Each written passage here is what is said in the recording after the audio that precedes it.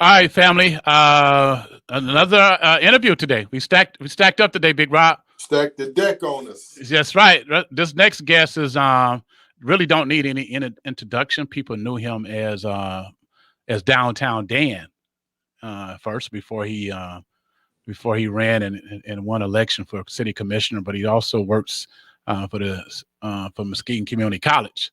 So we want to welcome to the show current city commissioner seeking reelection, Dan-Sybenga. Dan, how you doing today? Good. How are you, Rob and Paul? It's good to see you. Trying to survive. You too. Trying to survive out here, Brand. Trying to survive. You becoming a seasoned politician, man. You're running for reelection now. I know this seems strange. Time does go fast, and yeah, you kind of wonder what you got into at some point. But we keep going on. Right. There's quite a few people running this year, and we're trying to get everybody opportunity. Those who That's great. Ask for opportunity, and you asked for opportunity. Matter of fact, a while ago, and so I wanted to make sure we get you on before the primaries. Sure, I appreciate it. How long have you been city commissioner? This is my 8th year, so I was elected in 2013, and like I said, it seems like a long time ago. A lot's changed, but there's always things to work on. Right. And so, what are some of the things that you are proud of?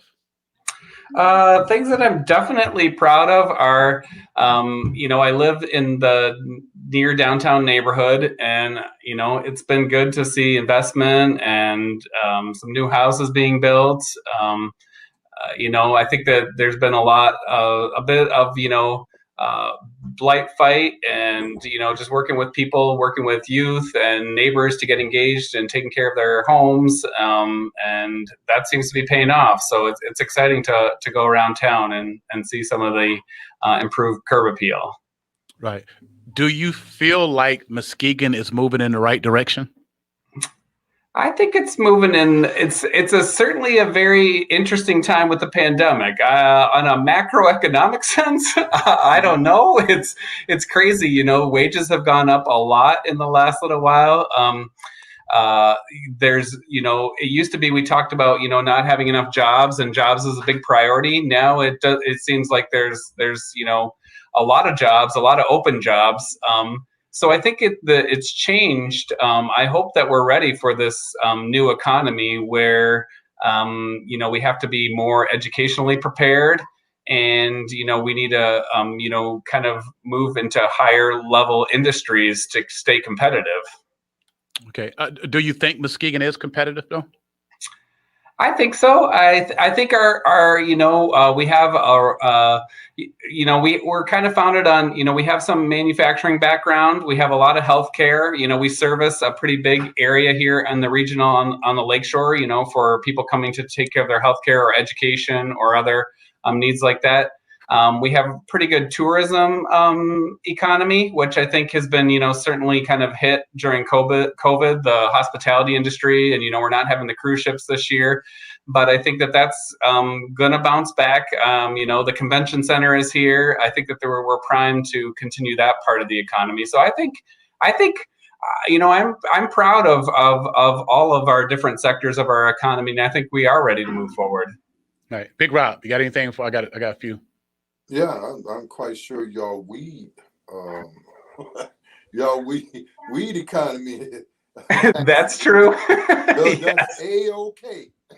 That's been a huge change over even the last 4 years. I mean, that isn't even 8 years. I mean, right. I think it was since the state, allowed the medical and then really the recreational, and then it just took so long for that all to kind of become promulgated and the rules to become, I guess we could say the city was at least proactive to get to be one of the first ones. And I think we're seeing some of that benefit of being, early to the table. Now, how much in taxes for people who don't know they have to pay the city? How much in tax?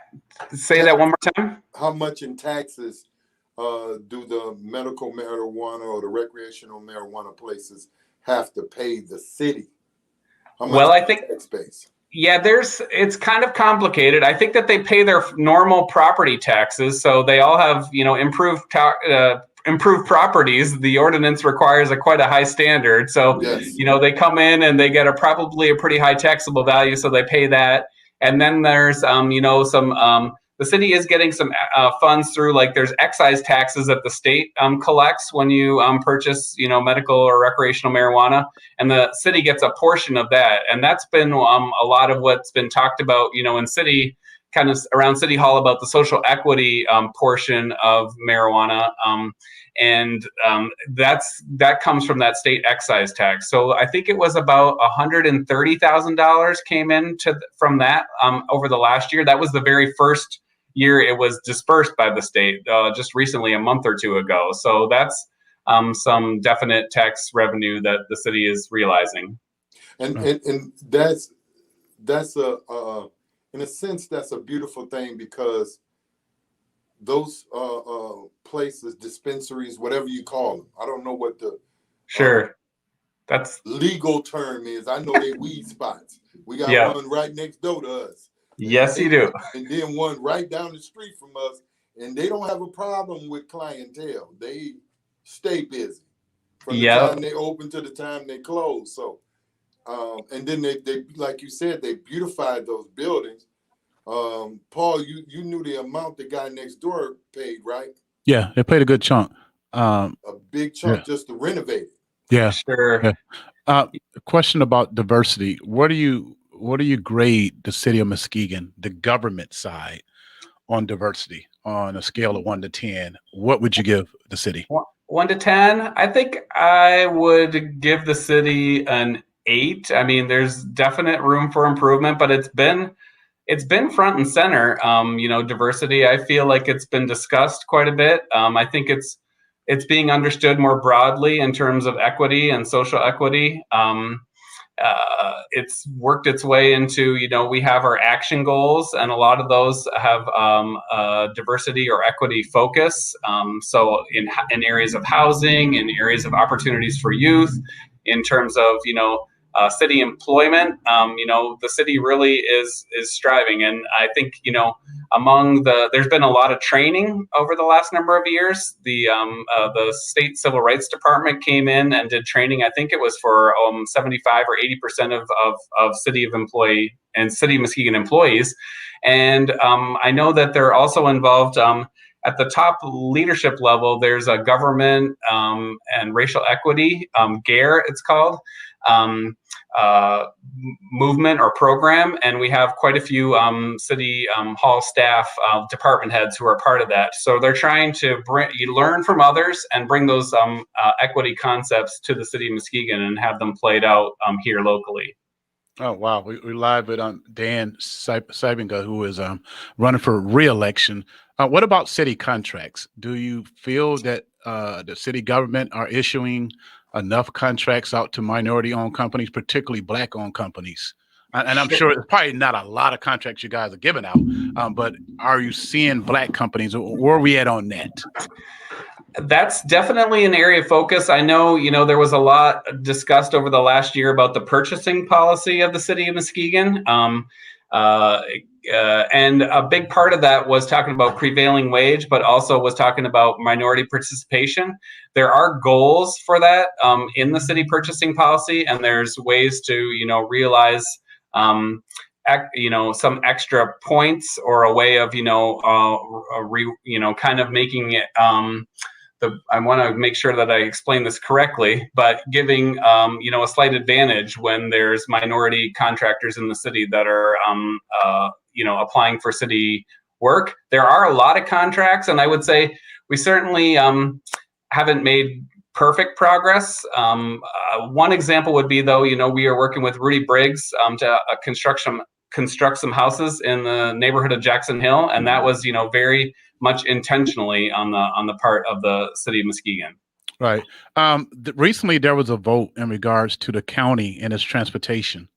Sure. Transportation. They were looking for contracts to take care of transportation, and I believe Frank Fadal's transportation company had checked every box, and the county gave this transportation contract to a company from New York. The city had a chance to voice its opinion about this contract. Where were you? Where were you on the record in regards to this? I'm trying to remember the details of it. It was a county contract. I forget how it came to the city commission. It was definitely discussed, and it was passed that the city should continue with what the county was recommending. I know the city manager, I think, was on the selection committee for that particular contract. I think what I believe happened that Eric Hood and Willie German was one of the two commissioners who voiced their opinion on how they felt like these type of contracts should have went to a local minority Black-owned company here in the city of Muskegon, but it went. You guys had an opportunity to kind of slow this thing down, but understood there were some people who didn't want to slow it down because of the need for transportation.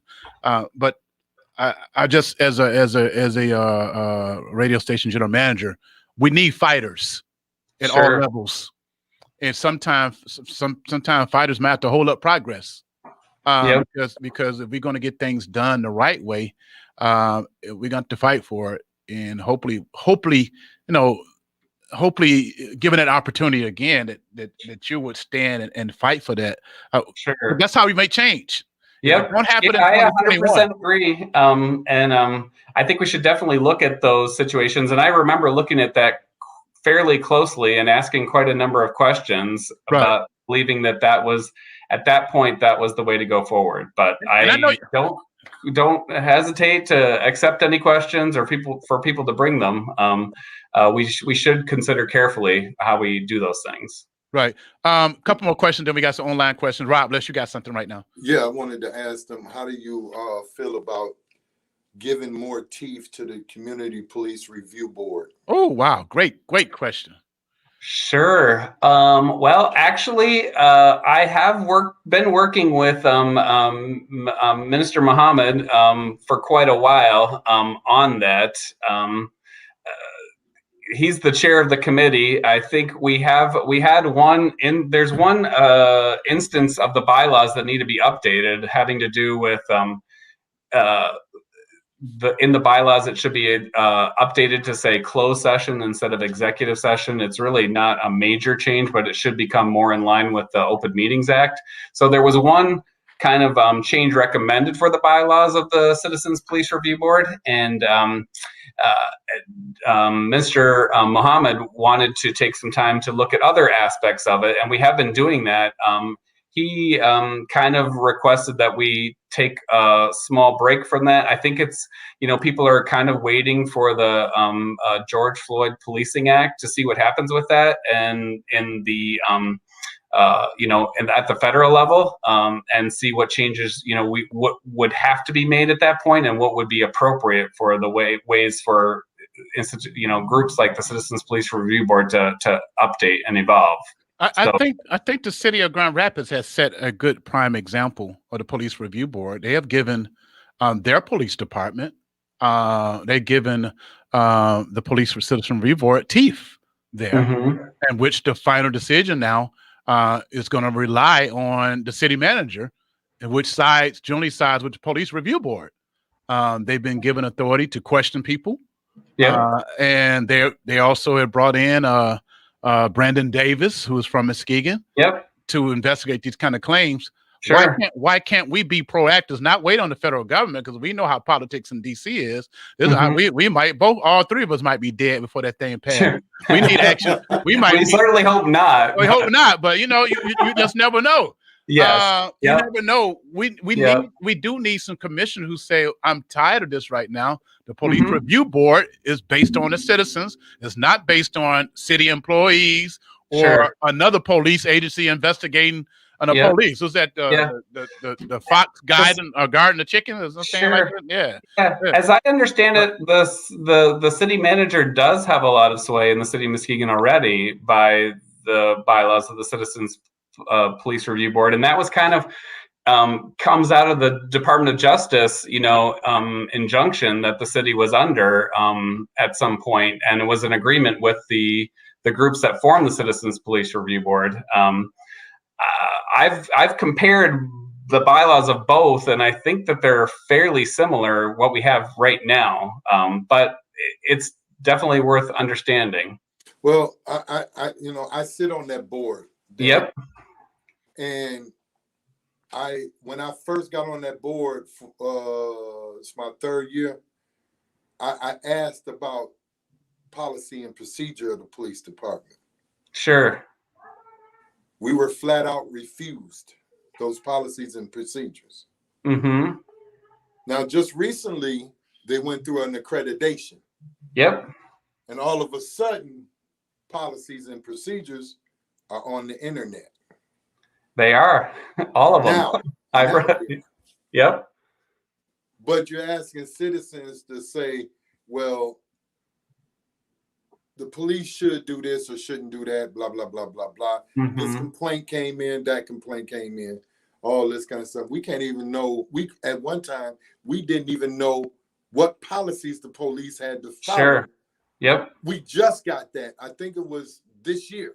That's correct. Yep. So when we say more teeth, yep, simple things such as that, and even knowing what the outcome of this police officer's disciplinary action is, from what I understand, a lot of it is a kickback from the police unions. Mm-hmm. You know, and commissioners not going and saying, look, what is going on with this? Can't we let them do this and this and this? Sure. Asking the tough questions. Yep. Well, the police just did, a new collective bargaining agreement is approved or being close to being approved. And, I have asked questions to the city manager to make sure that those types of things are dealt with. And from my understanding, our union contract is not such that this type of thing would be held up by those kind of agreements. All right, we're gonna go to the online question because I know you got to get to this. Sure.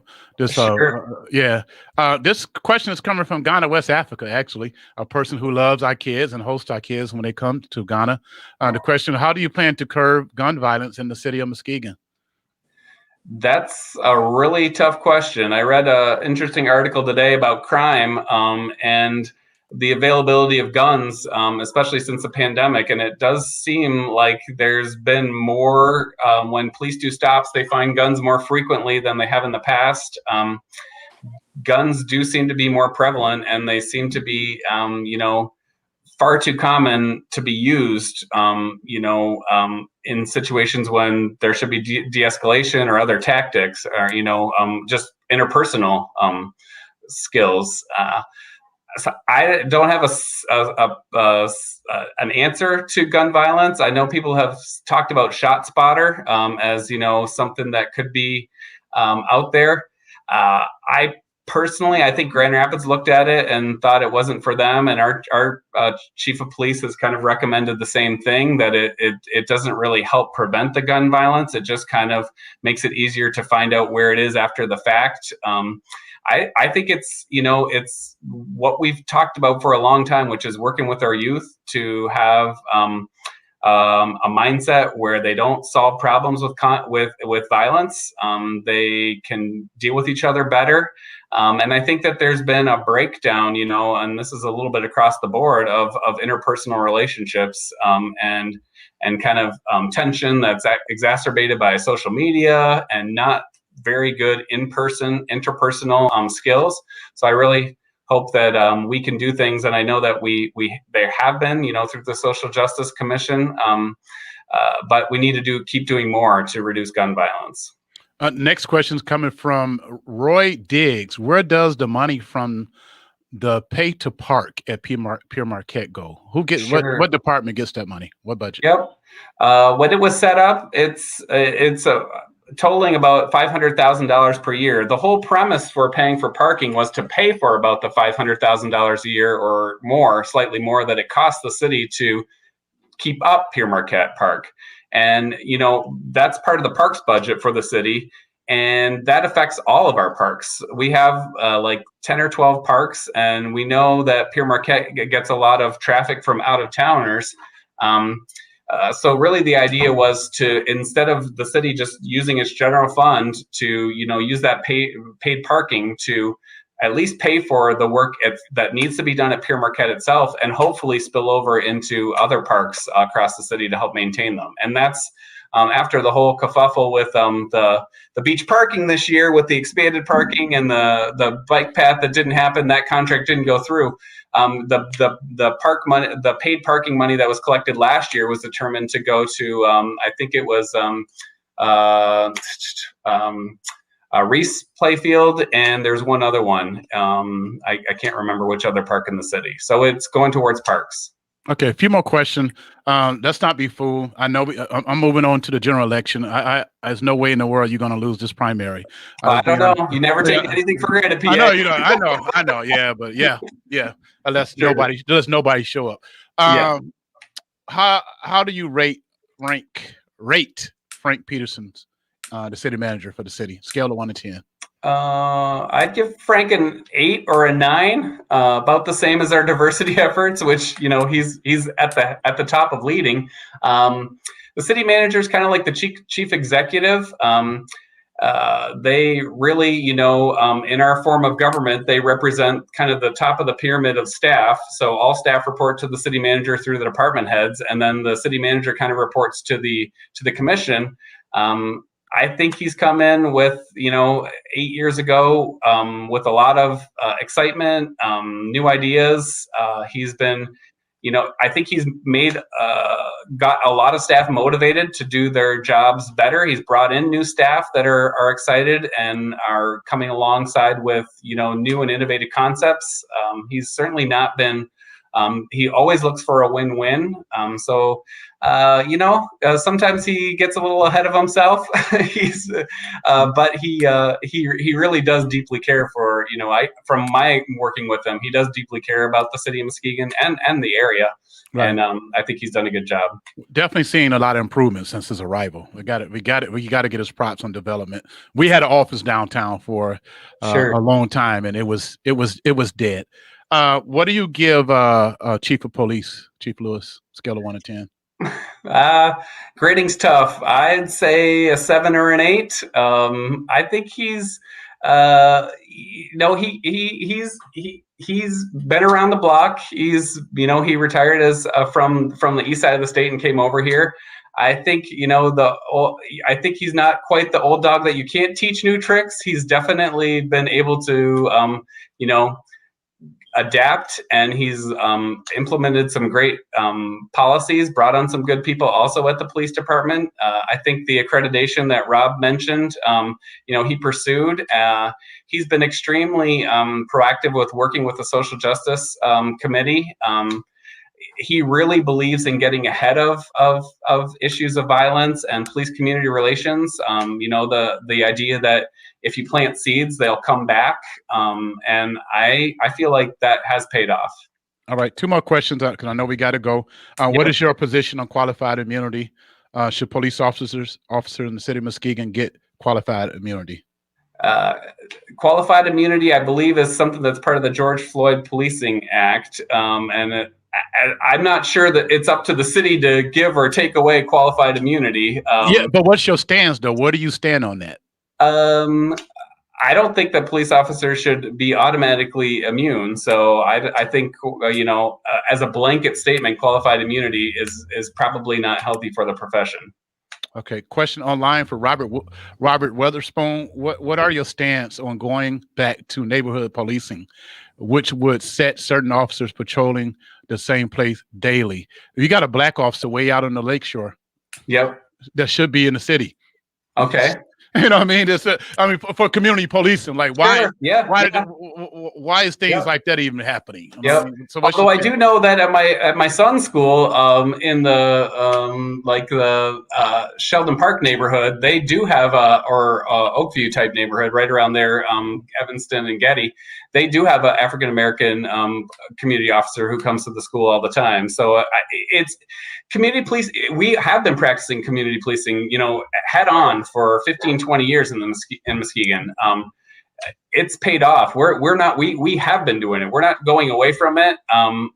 Whether the assignments are always good or, I do hear that there's, the community officers change over more than people would like. I'm not 100% sure if that's realistic in today's environment of work where people kind of move jobs a lot.